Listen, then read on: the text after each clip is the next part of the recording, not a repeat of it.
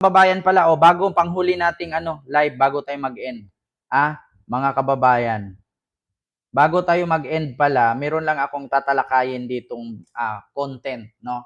Isa, about ito kay Sara Duterte, mga kababayan. Nako, delikadong pag-uwi ni Sara, mga kababayan. Pag umuwi si Sara sa Pilipinas, para sa seguridad at kaligtasan mga kababayan, pag umuwi si Sara sa Pilipinas, meron na naman siyang kakaharapin patungkol kay BBM, Lisa at Romualdez. Ito na, mga kababayan. Wait lang ha, may ads. Article of impeachment. Ito na. Testimonial, we have documentary evidence, and it's the mere fact of saying the... Ganito kasi mga kababayan, Pangulong Bongbong Marcos, Lisa Marcos, and Martin Romualdez hindi na pwedeng magtestigo laban kay Sara.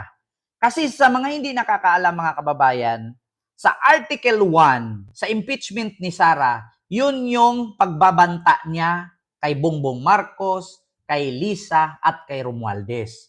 So yun pa lang, isa na yun sa tatalakayin pag umuwi si Sara sa Pilipinas.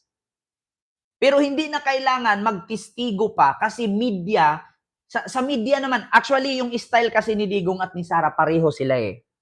Hindi na kailangan makipag-coordinate pa ng Kongreso, ng Senado at nung sino pang sangay ng gobyerno para mangalap ng ebidensya. Kasi mismo si Sara, sabi niya, putang ina mo, Bongbong Marcos, Martin Romualdez, Lisa Marcos, naaalala nyo ba? Diba, naalala nyo, live siya nun. Na inatake si Sulaika. Kunwari, tinakbo sa ospital. So, after 5 days, pumunta sa rally. Di ba? So, hindi na natin kailangan ng witness-witness pa kay BBM at kay F. Elisa at kay Martin Romualdez. Of saying those things that the Vice President is charged under Article 1. So, hindi po natin kailangan na mag-witness ang Presidente, ang First Lady, ang House Speaker. So, sa Article 1 kasi mga kababayan, no? So, ito, basahin ko lang sa inyo kung ano bang ibig sabihin ng Article 1 ng impeachment ni Sara para tuloy-tuloy ito. Diba? So, Article 1, mga kababayan, Article 1, impeachment ni Sara. Nako. Para malaman ninyo. Ipaliwanag natin. Hanapin natin dito, news, Article 1, impeachment, Wikipedia, full text article. Ito na mga kababayan. Hanapin natin dito yung Article 1 laban kay Sara Duterte, no, sa kanyang impeachment. So ito na. Ito po yung Article 1, mga kababayan, sa impeachment ni Sara. Basahin natin na. Contracting an assassin and plotting to murder or assassinate the incumbent president, the First Lady, and the House Speaker, Martin Romualdez, as publicly admitted by her in a live broadcast. So, hindi na kailangan talaga mag-witness-witness pa. Kasi live to eh. Betrayal of public trust, culpable violation of the Constitution, other high crimes. So, yun po yung Article 1. So, yun nga, na kinig kayo ngayon sa balita. First Lady, ang House Speaker, para mapatunayan na nagkasala ang Vice President under Article 1. Nakapaloob sa Article 1 ng impeachment complaint laban kay Vice President Sara Duterte ang pagsira sa tiwala ng publiko, matinding paglabag sa konstitusyon at pag-commit ng high crimes dahil sa umano'y pagkontrata ng assassin.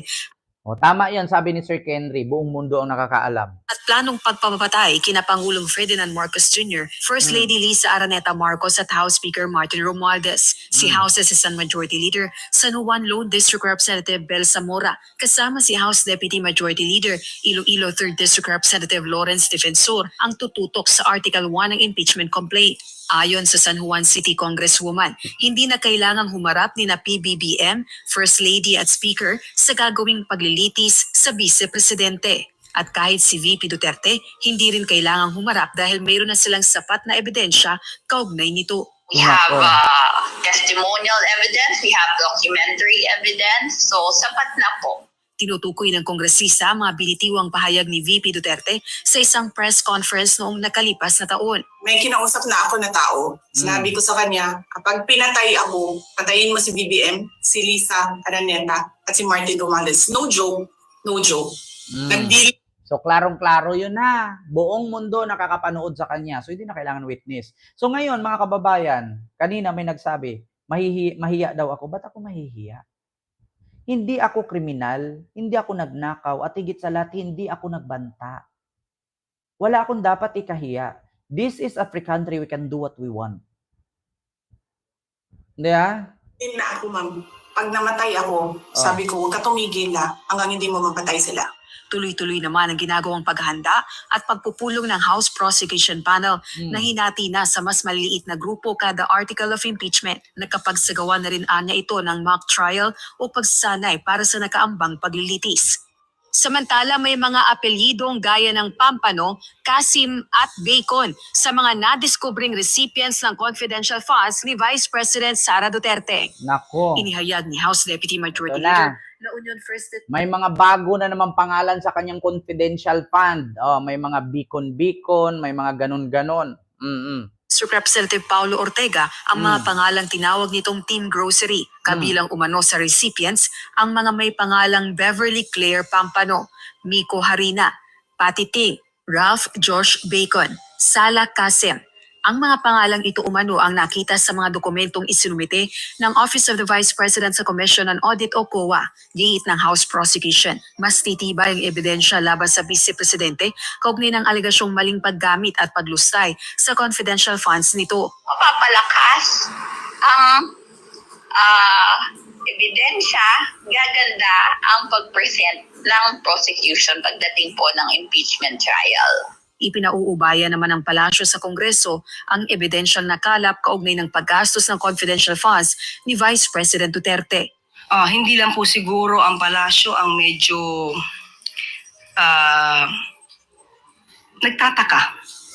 Siguro lahat po ang taong bayan mismo ay nagtataka kung bakit Kahit ito kami. ang mga resibo Iba-iba na pangalan. ibigay ng OVP. Mas nakakatawa pa. At ito po mga ebidensya na po yan na ilalaan na lamang po natin at ipapaubayan natin. Oo, tama yan, Attorney Claire Castro. Kahit hindi lang gobyerno, pati ang taong bayan natatawa, nalulungkot, nabubuysit. Diba? Biruin mo, ipapangalan mo sa chichirya, makikita naman sa 7-Eleven. Tapos ngayon, ipapangalan mo kay mga puro dudong. Nakakapagtaka naman sunod-sunod ang tatanggap ng confidential fund mo, puro dudong. Actually, kagabi, nanood ako sa TikTok may nag-live. Ngayon, mayroong DDS umakyat sa live niya. Ngayon, siya ay kakamping. Sabi nung kakamping na nag-live sa TikTok, so anong masasabi mo sa confidential fund? Sabi nung DDS, wag na natin pag-usapan yan kasi confidential nga, di ba? Ngayon sabi niya, doon tayo sa bycam. Sabi naman nung kakamping na nag-live, ang usapan dito, confidential fund. Ngayon, palibhasa kasi kayo mga DDS, mga wala kayong pinag-aralan, mga bobo kayo, sabi niya. Kasi biruin nyo, confidential fund, sige, given na yun, confidential, hindi pwede pag-usapan. Pera ng bayan yan. Hindi po pwede na kapag pera ng publiko, pera ng bayan yan, kailangan may transparency. Ngayon, every 5 duling yan, kailangan i-liquidate mo yan. Diba? Kailangan i-audit mo yan. So, hindi po porkit pinangalan mo dyan si Dudong Barok, si Kent Bahog Lubot, ay tatanggapin na. Diba? Ngayon, syempre, yung tumatanggap nun, paano kung ako si Kent? Kent pangit, Kent guwapo, Kent matangkad, Kent pisot, Kent tuli. Tapos ako, normal na ba yung ganun? Okay lang ba yung ganun? Nasaan yung transparency doon? Iyan kasi yung paraan, mga kababayan, the best way to make you a corrupt. Mabilis mag-corrupt sa gobyerno, lalo pag mayor ka, may confidential fund ka, malakas kumita.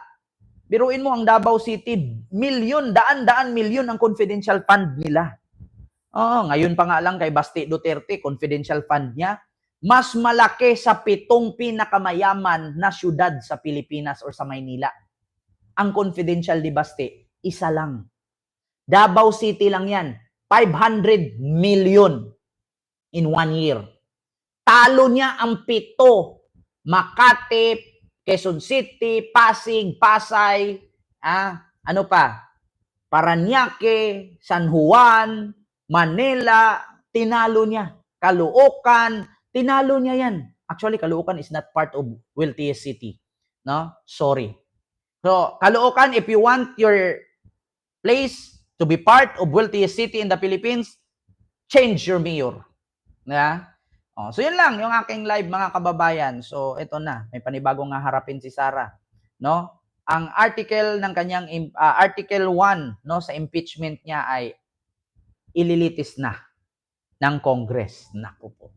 So, yun lang nga, mga kababayan. Maraming salamat sa inyong lahat.